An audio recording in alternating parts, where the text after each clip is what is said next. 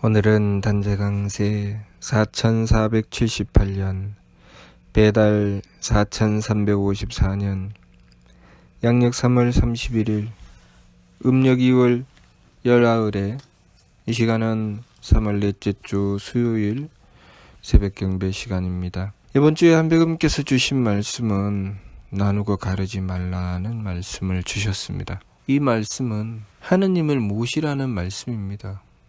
우리가 나누고 가르지 않으려면 하느님을 모시는 것 말고는 길이 없습니다. 하느님을 모시지 않으면 우리는 나누고 가르게 되어 있습니다. 하느님께서는 유대덕대대력 큰 덕과 큰 지혜와 큰 힘을 가지셨지만 우리는 하느님의 일분자라 모두가 다 나누어져 있습니다. 나누어져 있기 때문에 상대적으로 보게 되어 있습니다. 나는 어떻고 상대방은 어떻고, 그래서 항상 상대가 나에게 잘해주느냐 잘못하느냐, 나를 편안하게 하느냐 나를 괴롭히느냐, 그렇게 나를 중심으로 생각하게 되어 있고, 그렇게 나를 중심으로 생각하며 상대가 나에게 어떻게 하느냐 그것을 따지게 되어 있습니다. 그러니 어떻게 나누고 가르지 않을 수가 있겠습니까? 우리의 몸도 다 나누어져 있고 우리의 마음도 다 나누어져 있습니다. 우리의 생각도 서로 다 나누어져 있죠. 내 뜻과 너의 뜻이 다 나누어져 있습니다. 그것이 모여서 하나가 된다는 것. 어떻게 하나가 될 수 있을까요?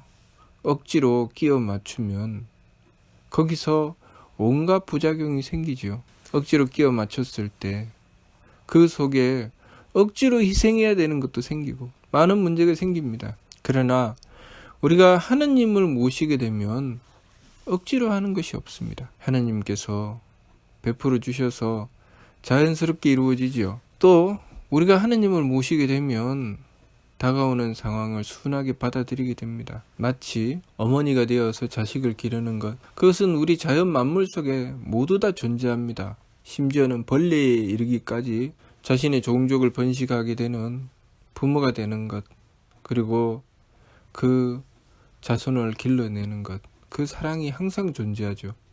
그것이 하느님의 사랑이기 때문입니다. 그렇게 하느님께서 새로운 생명을 주시며 그 부모에게 하느님의 사랑을 주십니다. 그 하느님의 사랑을 받아서 자라나는 새로운 생명을 길러낼 때 그 부모는 그 자녀를 위해서 희생하고 봉사하게 되어 있습니다. 하느님의 사랑을 받으면 그 희생과 봉사는 기쁨이 됩니다. 삶이 고달프고 힘들어도 그 사랑하는 자식을 길러낼 때 그 모든 고통은 기쁨으로 바뀌지요.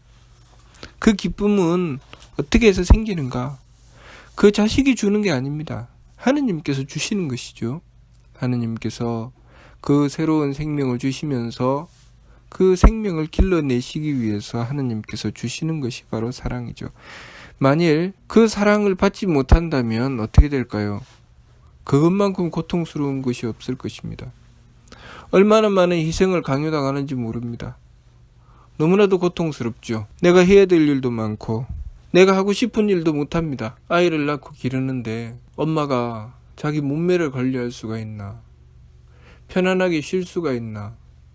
항상 괴롭습니다. 아이를 뱃속에 품은 10달도 괴롭고, 아이가 이 세상에 태어난 다음에 또 그 아이를 키우기 위해서 기저귀를 갈고 또 먹이기 위해서 온갖 정성을 다드리고 또 편안하게 자도록 해주기 위해서 잠자리를 보고 씻기고, 그렇게 그 아이를 건강하게 키워내기 위해서 온갖 정성을 다드리죠. 아이를 처음에 낳고 기르려고 하면 아무것도 모르는 상황에서 아이가 무조건 웁니다. 왜 우는지도 모르겠는데 무조건 울면 거기서 또 온갖 정성을 다들여서 살피고, 또 주변에 누군가가 있어서 물어볼 수만 있다면 참 좋은데 그렇게 하기도 어렵죠. 다행히 요즘은 인터넷이 있어서 인터넷으로 여기저기 알아보기도 합니다. 그렇게 부모는 아이를 기르기 위해서 온갖 정성을 다들이는데 거기서 하느님의 사랑을 잃어버린다면 인생은 그야말로 괴로움으로 곤두박질 치게 되어 있습니다. 하느님의 사랑은 그만큼 큰 것입니다. 우리 인생에 있어서 가장 힘들고 어려운 일, 엄마가 되는 일, 그 엄마가 되는 일이 기쁨이 되게 하시는 것은 하느님의 사랑입니다. 만일 남자와 여자 간에도 서로 사랑하게 되면, 하느님의 사랑을 받아서 서로를 바라보게 되면 상대가 아무리 나에게 무엇을 요구해도 그것은 항상 기쁨입니다. 그래서 남자와 여자가 연애를 할 때 너무나도 수고스럽지만, 정말 자기 엄마한테 하지도 않았던 것을 자신의 여자친구에게 하지만 그것이 기쁨이기 때문에 너무나도 행복하죠. 그리고 그 사랑을 잃었을 때, 그 사랑을 잃은 다음에 그 고통은 이루 말할 수가 없죠. 그 사랑은 무엇인가? 바로 하느님의 사랑입니다. 하느님의 사랑은 끊임없이 양보하고 배려하게 만드십니다.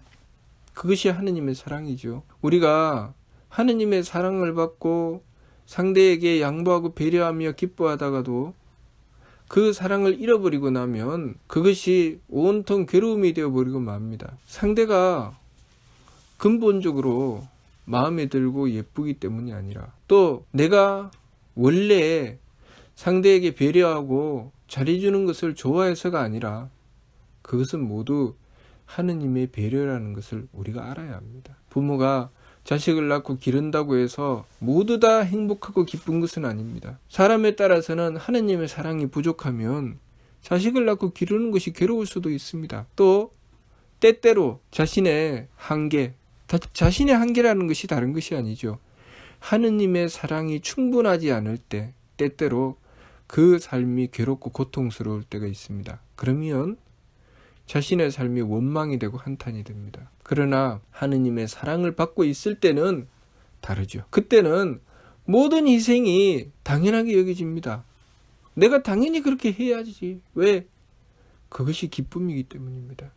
그것이 행복이기 때문이죠. 그래서 그 하느님의 사랑은 죽음도 불사합니다. 그 사랑을 위해서 목숨을 내어놓기도 하고, 또 그 사랑 덕분에 목숨을 지키기도 합니다. 정말 사고를 당해서 죽을 수 있는 상황인데 도저히 사람의 힘으로 견뎌낼 수 없는 극한의 상황에 놓여 있는데, 오로지 자신이 사랑하는 사람들, 자신의 가족을 생각하며 그 극한의 고통을 참아내고 그 생명을 지켜낸 사람들이 많이 있죠. 또 수명을 연장하기도 합니다. 자신이 사랑하는 자식이 부족하고 모자란데 그 부족하고 모자라는 자식을 지키기 위해서 생명을 연장하기도 합니다. 그래서 100살이 넘어서도 그 70, 80 먹은 자식을 지키기 위해서 몸부림치다가 100살 넘은 나이에도 정정하게 그 건강을 유지하는 경우도 있습니다. 그것은 그들이 행하는 것과 하느님의 사랑이 만나기 때문입니다. 우리는 하느님의 사랑을 구해야 되죠. 우리 인생 속에 괴로움을 면하는 길, 그 괴로움을 면하는 길을 추구해서 힘들면 하지 않고, 괴로우면 버리고, 내 마음에 들면 취하고, 마음에 들지 않으면 버리고, 그렇게 한다고 해서 인생의 괴로움이 없어지는 것이 아닙니다. 하느님의 사랑을 받으면 아무리 수고하고 힘들어도 그것이 기쁨이 되어버리기 때문에 더 이상 그것은 고통이 되지 않습니다. 그러니 우리가 하느님의 사랑을 받으려고 해야 됩니다. 이번 주에 주신 말씀, 나누고 가르지 말라는 말씀은 하느님의 사랑을 받으라는 말씀입니다. 나누고 가른다는 것은 하느님의 사랑을 받지 못할 때 나누고 가르게 되어 있습니다. 하느님의 사랑을 받으면 그때부터는 나누고 가르지 않습니다. 때로는 혹독하고 힘들 수도 있고, 때로는 괴로울 수도 있지만, 그 모든 것을 행복과 기쁨으로 승화시키는 것은 바로 하느님의 사랑이라는 것을 알아야 합니다. 한백음께서 우리에게 삼일신고를 가르쳐 주신 이유는, 우리가 하느님을 모셔서 하느님의 가르침을 받들고 하느님을 모시는 기쁨, 하느님의 대덕과 대혜와 대력을 받았을 때 얻는 그 행복이 참으로 크기 때문에, 그것으로 모든 문제를 해결할 수 있기 때문에 삼일신고를 통해서 하느님을 모시는 것에 대한 말씀을 주신 것입니다. 제일 먼저는 이 우주 만물은 하느님께서 창조하셨다는 것입니다. 무엇으로 창조하셨는가? 대덕, 큰 덕으로 창조하셨다 그랬지요. 그 덕이 무엇입니까? 사랑입니다. 하느님은 이 모든 만물을 사랑으로 창조하셨습니다. 그런데 우리가 삶을 살아가면서 고통이 되는 것, 삶이 괴로움이 되는 이유는 무엇일까요? 하느님은 사랑으로 창조하셨는데 우리가 그 사랑을 잃어버리게 되면 그때부터 그것이 고통이 되어버리고 맙니다. 우리가 그 사랑을 찾을 때 그때부터는 그것이 행복이 되죠. 작은 물건 하나도 그 물건을 사랑하고 아끼면 나에게 행복과 기쁨을 줍니다. 하물며 사람이며 생명을 사랑하고 아끼고 지키려고 했을 때 그 모든 것에 깃들어져 있는 하느님의 사랑은 나로 하여금 행복하게 합니다. 우리는 하느님을 만나야 되죠. 하느님을 만나는 기쁨이 참으로 크다는 것을 알아야 됩니다. 이 자연 만물의 모든 부모가 된 자, 어머니가 되어 그 자녀를 기르는 자는 하느님의 사랑을 받았을 때 행복하다는 것, 그것을 우리가 알아야 됩니다. 남녀간의 사랑 또한 하느님의 사랑입니다. 하느님의 사랑을 받았기 때문에 남녀간의 사랑하고 음과 양이 짝을 이루어 낳고 번식하게 되는 것입니다. 그 속에 하느님의 사랑을 잃어버리고 나면 그것만큼 고통스러운 일도 없습니다. 후손을 낳고 번식하게 되는 것, 그것은 생명을 걸 만큼 고통스럽습니다. 그래서 때로는 아이를 낳다가 죽는 경우도 종종 있지요. 그것만큼 고통스럽다는 것입니다. 그러니 우리가 하느님의 사랑을 받는다는 것이 얼마나 큰 것인지 알아야 합니다. 그 하느님의 사랑을 받기 위해서 우리가 해야 될 것이 무엇인가? 하느님은 사랑으로 이 만물을 창조하셨으니 우리가 그 사랑을 찾으려고 해야 됩니다. 그 사랑을 찾으려고 해야 되는 것이지 내 욕심으로 차지하려고 해야 돼서는 안 되죠. 예를 들면 남자가 여자를 사랑할 때 그 여자의 사랑을 구하려고 해야 되죠. 하느님께서 그 사람에게, 그 여인에게 두신 사랑을 내가 구하려고 정성 들여야 되는 것입니다. 그런데 그렇게 정성을 들이지 않고 제 욕심을 채우게 되면 어떻게 됩니까? 그 여자를 폭행하고 그 여자를 고통 주며 자신의 욕심을 채우려고 하죠. 그게 범죄죠. 그렇게 해서는 안 된다는 것입니다. 부모와 자식의 사랑, 스승과 제자의 사랑, 그리고 임금과 백성의 사랑이 모두 다 똑같지요. 하느님의 사랑을 구하려고 해야 되는 것이지 내가 억지로 취하는 것이 아닙니다. 억지로 취하는 그 욕심, 그 욕심을 버려야 되죠. 그래서 역행삼법, 세법을 힘써 행해서 선도용랑지 정식, 먼저 욕심 물결에 고요히 가라앉음을 도모하라고 하신 것입니다. 억지로 취하는 것이 아니고 하느님의 사랑을 구하는 것입니다. 그래서 세법을 힘써 행하고 욕심 물결을 가라앉혀서 하느님을 모시는 것이죠. 하느님을 모시기 위해서는 내 욕심 물결을 가라앉혀야 됩니다. 내 욕심대로 하는 것이 아니라 하느님의 사랑을 구하기 위해서 때로는 참고 기다릴 줄도 알아야 됩니다. 그리고 정성 들여야 되죠. 그리고 무엇이 옳은 것인지 그 도리를 찾아야 됩니다. 무조건 들이댄다고 되는 것이 아니죠. 도리가 무엇인지, 이치가 무엇인지 찾고 하느님께 정성 들이고 기다릴 줄도 알아야 됩니다. 그렇게 정성을 들여서 그 정성이 차고 이치에 맞으면 그 사랑은 이루어집니다. 그것이 남녀간의 사랑이든 부모 자식의 사랑이든 스승과 제자의 사랑이든 임금과 백성의 사랑이든 우리가 이 삶을 살아가면서 얻게 되는 기쁨, 행복이 그 속에 이루어진다는 것을 알아야 하겠습니다. 그 사랑으로 가정을 이루고 그 사랑으로 이 사회를 이루고 나라를 이루며 이 세상을 이루었을 때 이 세상은 행복한 세상이 되는 것입니다. 내가 가진 것을 나누고 기뻐하는 것은 하느님의 사랑을 받기 때문입니다. 그러나 인색하여서 나눌 줄 모르고 오로지 적게 가진 이들의 것도 빼앗아서 제 것을 만들려고 하는 것은 그 사람이 물건은 취할 수 있는지 몰라도 재산은 모을 수 있을지 몰라도 하느님의 사랑은 얻지 못하는 것입니다.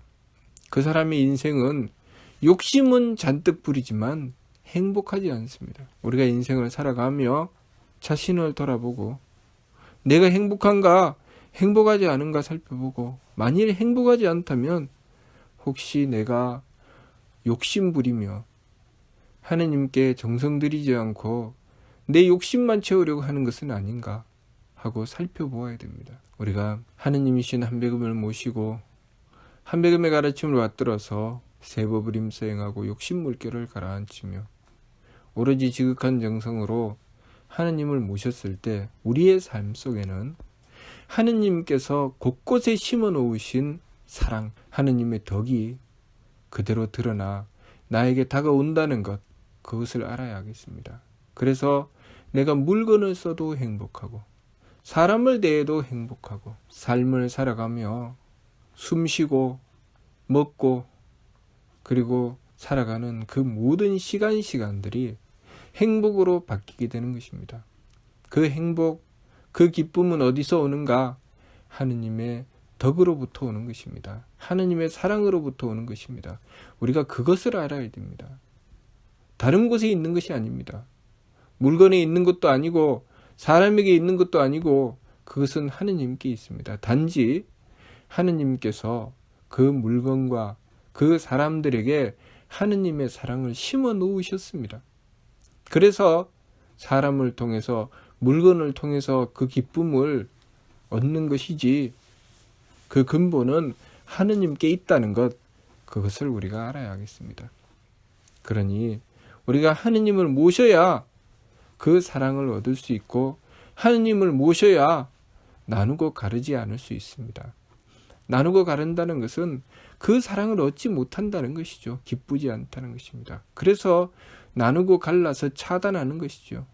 차단해야 괴로움을 면할 수 있다고 생각합니다. 부모가 자식을 낳고 길러야 하는데 그것을 차단하며 무자식이 상팔자다. 자식이 없어야 행복하지. 자식을 낳고 기르면 돈도 많이 들고 사람 고생시킨다. 그러면 그 사람은 자식을 낳고 기르는 행복은 죽었다 깨나도 얻을 수 없습니다. 수고와 노력은 행복을 줍니다. 왜 행복을 줄까요? 하느님의 뜻에 맞고 하느님을 향해 정성 들이는 부분이 있을 때 내가 수고하고 노력하는 것은 행복을 주죠. 그러나 마음을 악하게 가지고 도적질이나 하고 남을 괴롭히고자 했을 때 그러한 수고와 노력은 나에게 결코 행복을 주지 않습니다. 내 인생을 고통으로 몰아넣죠. 그러니 내가 무슨 짓을 하고 살아가는지, 내가 지금 어떤 마음을 가지는지, 무슨 생각을 하고 살아가는지 자신을 잘 살펴보아야 됩니다. 내가 가지는 마음, 내가 가지는 생각, 나의 행위가 하느님의 사랑을 받게도 하고 하느님의 사랑을 받을 수 없게도 한다는 것, 그것을 우리가 알아야 되죠. 그래서 우리들 자신을 잘 갈고 닦아야 되는 것입니다.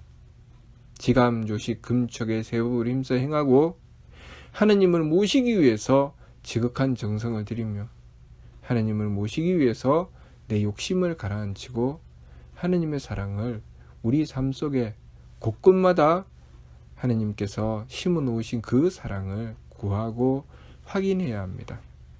그랬을 때 우리의 삶은 진정으로 행복하고 우리들 스스로 나누고 가르지 않게 되는 것입니다. 무슨 뜻인지 이해가 됩니까? 마치도록 하겠습니다.